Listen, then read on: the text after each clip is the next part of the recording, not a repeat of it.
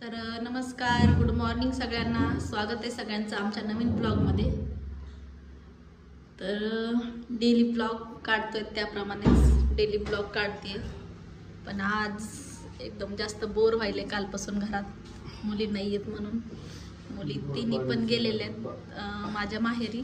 त्यांना झोका खेळायचा होता, त्यामुळं त्या इतकं परेशान झाल्या, जायचं म्हणलं तर जाऊ द्या, तुम्ही जा, मी नाही येत म्हणलं. तर त्या गेल्या तिघी पण. आणि त्यामुळं करमायना झाले, बोर झालो. होय हो, पोरी नसल्यावर कसं वाटायले? बोर व्हायले थोडं. पोलीस नाहीये, कालमा नाहीये, उठलं गेलं की चावमाव चालू असते. हा, तिघी पण नाही. एक पिऊ पण नाही थांबली, पिऊ पण रडायला लागली जायसाठी. मग पप्पांना बोलवलं, तिने ऐकलीच नाही.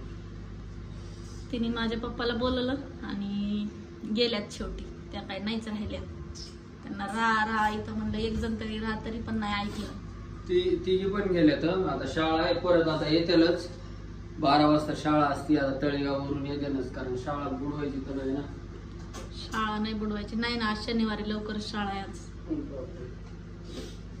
तर लवकर आहे आज. त्यांना आज शाळेत सोडायचंय, काय माहिती. आता दोघीला या म्हणलं. नाही, दोघी नाही, तिघी पण येते. सुट्टी कशामुळं? उद्या रविवार आहे.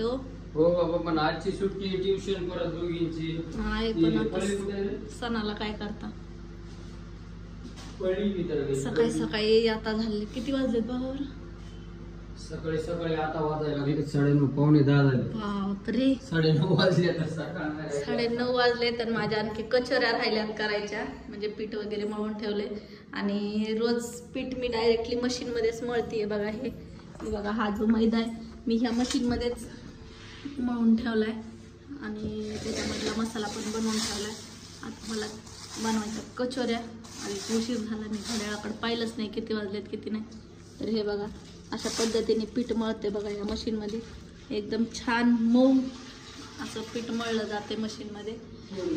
तसं तर ते पाणीपुरीची आधी हाताने थोडंसं मळलं होतं, कारण 2 किलो खूप कमी पडतं मशीनसाठी. कमीत कमी 3 ते 4 किलो तरी पीठ लागतं मशीनमध्ये. तेव्हा ते एकदम छान पद्धतीने मळलं जातं. नाही तर कमी असलं ना तर ते मशीनमध्ये व्यवस्थित बसत नाही.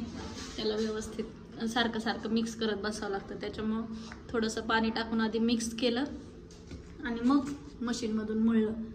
तर मशीनमुळं बरेच कामं सोपे झालेत. मी फक्त पाणीपुरीचंच पीठ मळत होते, पण आता अशात मैदा 2 किलो मळलाय बघा. हा 2 किलो असल्यामुळे याच्यामध्ये मशीनमध्ये मळता येतो.